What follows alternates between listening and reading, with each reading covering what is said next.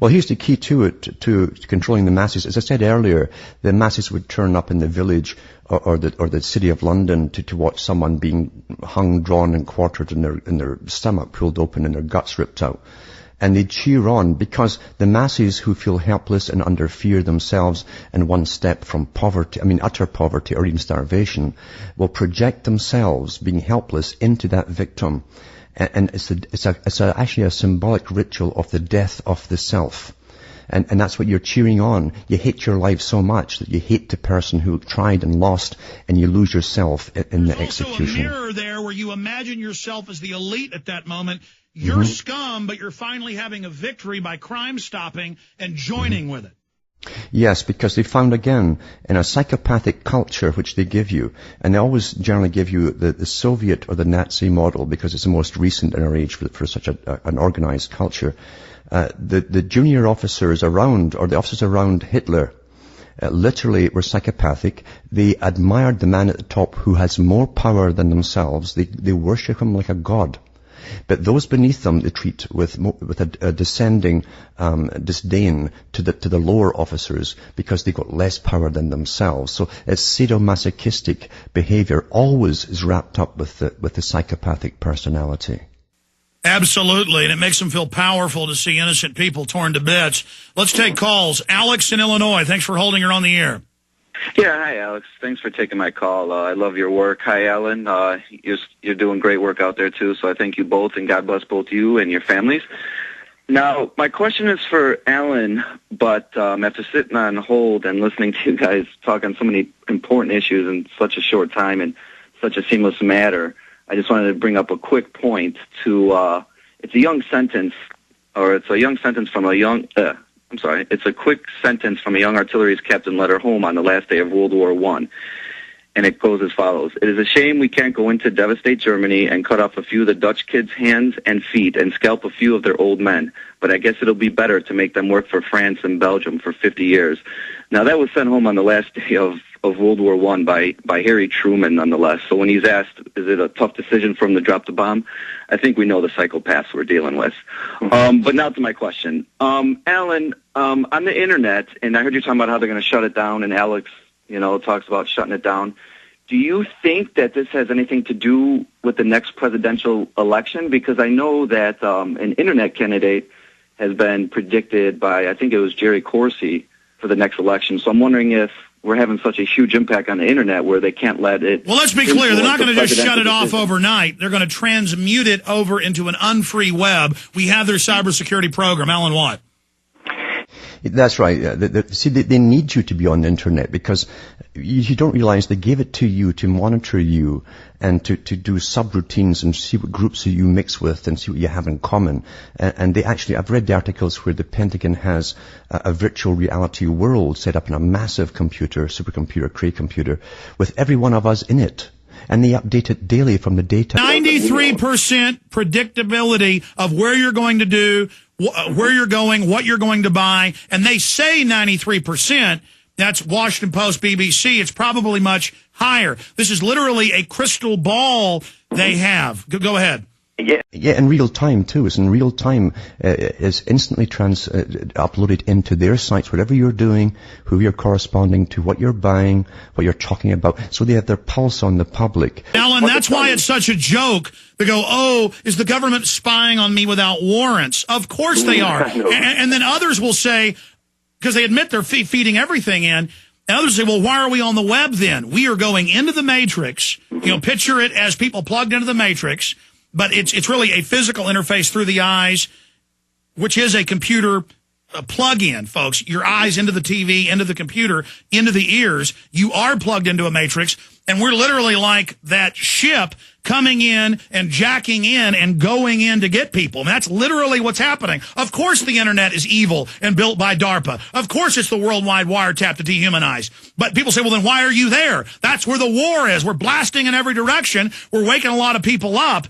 But the enemy actually sees Alan Watt and I, and I'll see if he agrees, as part of another war game program, they're playing against us and learning and getting better with their computers and their experts on how to understand and track people and see how we're going to move and what movements are going to happen to be 10 steps ahead of us to try to take that over.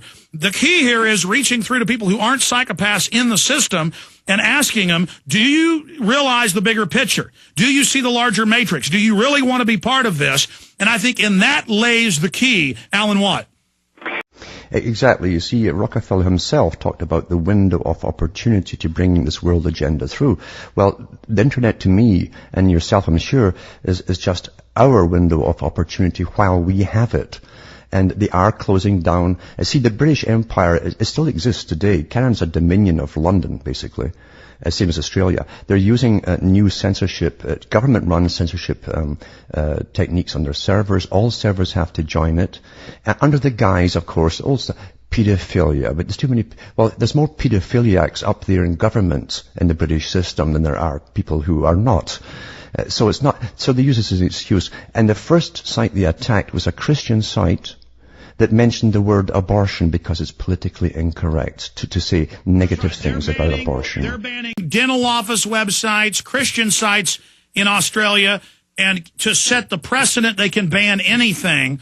And literally, it's like all the TSA employees keep getting caught raping kids. Of course, who do you think the globalists hire? They look at your internet traffic. They know you're a pedophile. And so when you go to become a Homeland Security person, you're going right to the top because they already know you're one of them. That's right. And you're blackmailable too, should you ever turn against them for some petty reason or spite. Absolutely. You're compromised. Shannon in Texas, you're on the air. She hung up. Dirk in Oregon, you're on the air. Hi, Alan. Hi. Alex and Alan Watt, I just want to tell everybody in the whole world they need to wake up and to realize that everything you are saying and doing is the absolute truth, and that we are in the InfoWars with the reptilians, and they're in power, and they're trying to take over the world. Basically, well, Dirk, let me say this. They might as well be reptilians from Planet Pop-Tart because they're so anti-human and so different from us. But what they are is a bunch of psychos. Alan Watt. The term reptilian, which of course has been blown out of proportion deliberately, is actually used in psychology when they talk about a part of the brain where basic survival functions are in all animals and reptiles. It's your survival, that's sex, violence, eating, fighting to survive. That's what they call the reptilian part. Well, it's true, the psychopath lives on that part of the brain. They're egocentric, meaning if they want something, they'll do it regardless of rules, regulations, or cultural norms. If they want that little boy or that little girl, they'll have it. And that's a psychopathic personality. They don't go by the rules of order. And so they build a big government so they can carry out their torture, murder, and rape and war with impunity. More calls straight ahead for Kay, James, Eric, and others. Stay with us, ladies and gentlemen. The transmission continues. PrisonPlanet.tv, Infowars.com. If you suffer from poor... Crashing through the lies and disinformation. It's Alex Jones, only on the GCN Radio Network. Incredibly massive news has broken. Perfect timing for the next hour when we get into 9/11 Truth. This is incredible. Took me a few breaks to be able to read through it. Revealed Ashcroft tenant Rumsfeld warned 9/11 Commission about line they should not cross. Senior Bush administration officials sternly cautioned the 9/11 Commission against probing too deeply into the terror attacks of September 11, 2001, according to a document recently obtained by the ACLU. Here is the secret document. Now, why is this so important? Several 9/11 commissioners said they were told not to investigate 9/11. All 10 were appointed by Bush. 6 of the 10 have said there's a cover-up. John Farmer, the head lawyer, says a criminal cover-up by the Pentagon. ABC News Nightline did a hit piece last week saying none of that was true, but never showed any facts. Here is the actual document. This is coming up. My hand's actually shaking. That's just, these people did this, folks. Dick Cheney wrote they wanted to stage a terror attack in the PNAC documents. I can't believe what killers these people are. We're going to be going over this. Alan Watt's with us this segment, the next. I appreciate him giving us so much time. CuttingThroughTheMatrix.com is his site. Great site, great material, great info. Go there, buy books, videos, material, support him. This is so real. And I understand why the average person can't face this horror, because it's scary to know the government's a bunch of murdering criminals. But it's more dangerous not to fight them. And my ancestors fought tyranny. I love liberty. I mean, I am innately a loving person. That means I'm also innately very aggressive and violent towards tyrants. Alan Watt, what would you call the type of person that you are, that I am, who have an instinctual love of humanity versus these psychos? I think it's summed up in the poem. It says, will mankind go out with a whimper or a bang? That's a different, we have no option. Your very survival and all that's decent and good in humanity that's been around for an awful long time is going to be wiped out unless we do something to save it. And it's not going to be easy, and we're dealing with ruthless people, utterly ruthless, who have all the money and think tanks and propaganda arms in the world to obey them, and armies and so on.